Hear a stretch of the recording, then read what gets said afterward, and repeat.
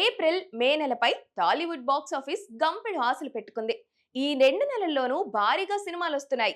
వాటితో వసూళ్ల గలగల వినిపించడం ఖాయమనుకుంటోంది ఇండస్ట్రీ.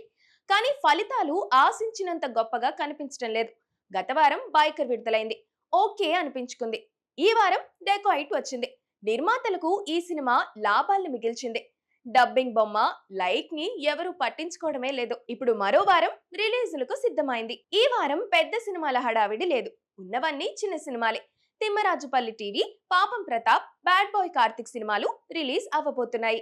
నాగశౌర్య నటించిన బ్యాడ్ బాయ్ కి ఎలాంటి పబ్లిసిటీ లేదు.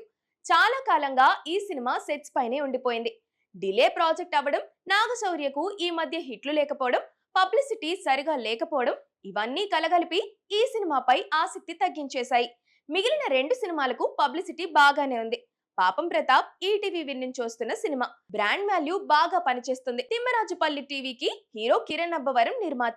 ఆయన ఈ సినిమాని జనంలోకి తీసుకెళ్లడానికి శతవిధాలా ప్రయత్నిస్తున్నారు. వీటితో పాటు డబ్బింగ్ సినిమా పల్లి చటంబి రిలీజ్ అవుతుంది. గత వారం విడుదల కావాల్సిన సినిమా ఇది కాస్త ఆలస్యంగా వస్తుంది. బాక్స్ ఆఫీస్ కు ఓ మంచి హిట్ కావాలన్నప్పుడు అది ఎప్పుడు ఎక్కడ నుంచి వస్తుందో ఎవరికి తెలియడం లేదు. చిన్న సినిమాలు ఏమాత్రం అంచనా లేకుండా వచ్చి బాక్స్ ఆఫీస్ ని జయించిన సందర్భాలు చాలా ఉన్నాయి. ఈ వారం అలాంటి సినిమా ఏమైనా వస్తుందేమో అని ఆశ. భారీ విజయాలేం లేకపోయినా కనీసం డీసెంట్ ఓపెనింగ్స్ వచ్చినా థియేటర్లకు కాస్త మైలేజ్ దొరుకుతుంది.